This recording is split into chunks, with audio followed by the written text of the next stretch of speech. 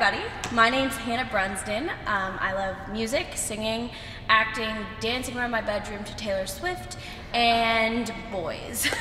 I'm a 17-year-old student in grade 11 at Canterbury High School, which is an arts high school in Ottawa, and I'm in the drama program there, so that's why I'm a little bit talkative. So I've personally struggled with mental health issues for quite some time of my life, and I've fortunately come out on top, and I'm now a teen mental health activist in Ottawa. I do speaking engagements. I have created and run a mental health awareness program at my high school, and I also sit on a youth advisory committee at YouthNet at our children's hospital in Ottawa. So when I was about 8 years old, my family and I started to notice that I was a little bit more stressed out, a little more anxious than your average 8-year-old. I was definitely a victim of bullying at school, and that definitely played a huge role in my stress when I was younger. Looking back, I probably suffered from depression from about grade 3 onwards. Some years were better than others. I've also had extreme anxiety from the time I was about 6 years old. So once I got into high school, things started to get worse, and I was finally diagnosed with a mood and anxiety disorder when I was 16.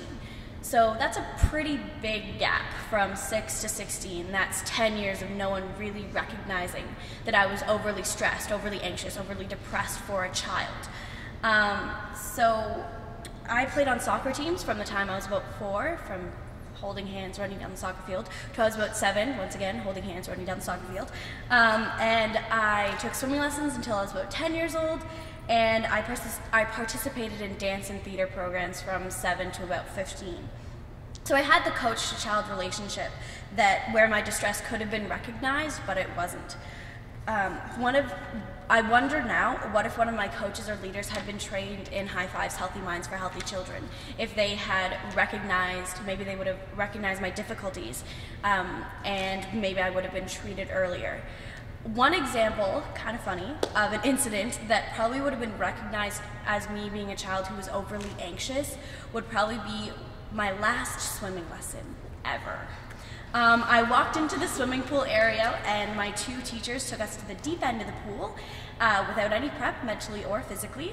I had never really been that far deep into the deep end, and so after jumping in and kind of thrashing about, I somehow pulled myself out of the pool, sat on the side, and just promptly burst into tears. That was kind of the end of my swimming career. So my teachers didn't really know what to do with me. I was completely inconsolable.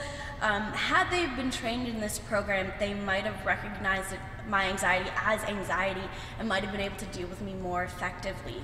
But to this day, I still can't swim without my life jacket, which is a little bit embarrassing, but it's okay.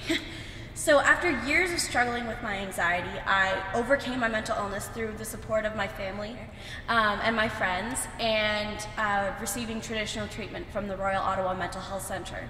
But I believe what helped me the most was being open and talking to people and speaking about my experience with mental illness with as many people as I possibly could. And so I get to do something. But High Five is doing something about mental health right now. This program will help kids just like me who are suffering with mental health disorders or mental health distress, and they're helping them participate in activities, because participating is a huge, huge thing for people with mental health issues. When I became depressed, I withdrew from everything and everyone. So quit acting, wasn't interested in doing anything, stopped singing with my microphone hairbrush in front of the mirror to Taylor Swift, like, just awful. Didn't play outside in the cottage, just watched movies, slept. That's it. So if children with mental health disorders and mental health distress are participating and being supported through sports teams or activities, then they can recover faster, especially if they're in sports teams, because exercise is such a key part to overcoming mental illness. I'm not gonna lie, I hate exercising.